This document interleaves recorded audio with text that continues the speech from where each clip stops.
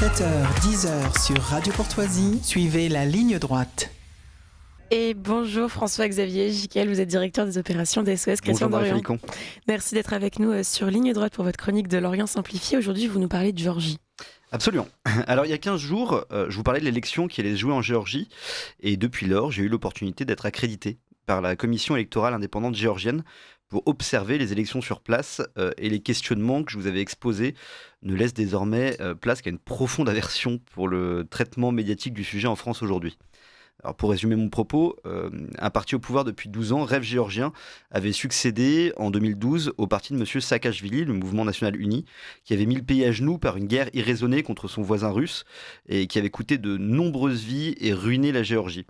Pour couronner le tout, le gouvernement de M. Saakashvili avait été condamné au niveau international pour ses arrestations massives et la torture à grande échelle de ses opposants. Durant près de 10 ans, le parti arrivé au pouvoir, donc Rêve géorgien, était l'égérie des Occidentaux et un facteur de stabilité dans la région.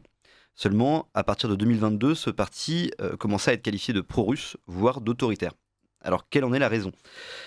Ce dernier refusa tout d'abord d'appliquer les sanctions contre la Russie, du fait d'un danger mortel et immédiat pour des pans entiers de son économie, étant le voisin direct de ce grand pays slave. Ensuite, par l'adoption de lois en faveur de la famille traditionnelle. Et enfin, l'exigence de transparence dans les financements venant de l'étranger pour les ONG et les médias, comme l'Union européenne ou les États-Unis l'appliquent par exemple. Et pour en revenir aux élections récentes, nos médias nous ont présenté la chose comme étant la suivante. Le vote populaire va-t-il se porter vers l'Union européenne ou vers la Russie ? Donc, est-ce que c'est vraiment aussi simple que ça ? Alors, en étudiant le sujet de loin, j'en avais conclu il y a 15 jours sur cette même antenne que tous les partis étaient plutôt pro-européens et que la véritable opposition était plutôt entre souverainistes et mondialistes. Et donc maintenant, revenant tout juste de ce déplacement, je peux que partager mon effarement avec vous. En effet, la presse grand public ne fait que vomir des titres plus abjects les uns que les autres. Alors, victoire du Kremlin par-ci, élection volée par-là, bourrage d'urnes et mainmise de la Russie semblent faire consensus, même chez des observateurs internationaux comme Madame Loiseau, qui n'ont pourtant comme preuve que le partage de sources non vérifiées sur les réseaux sociaux. Alors, quelle est vraiment la situation sur place ? Alors, tout d'abord, balayons rapidement les accusations doctrinales faites à Rêve géorgien. Alors que 20% du territoire national est toujours occupé par la Russie, le parti au pouvoir n'a jamais rétabli de relations diplomatiques avec Moscou et appelle toujours à récupérer les territoires tombés dans les griffes du Kremlin. Le gouvernement sous étiquette Rêve géorgien soutient officiellement l'Ukraine dans la guerre qui fait rage depuis 2022 et a même soutenu le mandat d'arrêt contre Vladimir Poutine dans une déclaration de La Haye du 2 avril 2024. Et enfin, le gouvernement du Rêve géorgien a fait inscrire dans la constitution du pays en 2017 l'objectif d'adhésion à l'UE.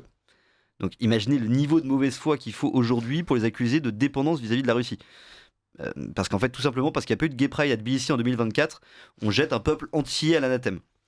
Alors maintenant que nous avons établi que le gouvernement en place n'était pas pro-russe pour un sou, passons à la fameuse fraude électorale établie par Madame Loiseau et tous nos médias qui se nourrissent de copier-coller.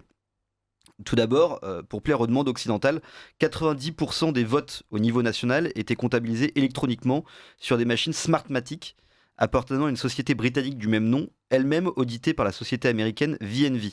Alors, vous noterez que c'est pas très slave tout ça.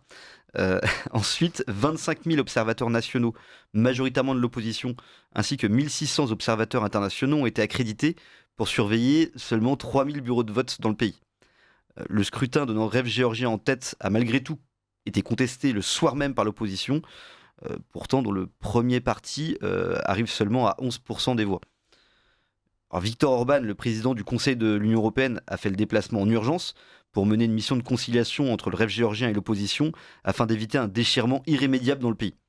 Suite à cette rencontre, la demande de l'opposition de recompter en fait uniquement 10% des votes, les votes à l'urne, a été acceptée, ce qui devrait globalement modifier la dernière décimale du scrutin, mais pas beaucoup plus.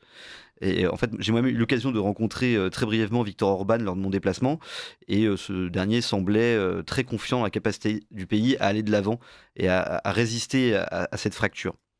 Et donc vraiment important de noter que cette électrisation massive du scrutin entre deux courants partageant globalement les mêmes idées est une manipulation éhontée venant de l'extérieur, d'une élite européenne qui préférait plonger un pays dans la guerre civile plutôt que d'accepter en son sein un nouveau pays souverainiste tel que la Pologne ou la Hongrie, le tout avec la complicité de nos médias et de nos élus.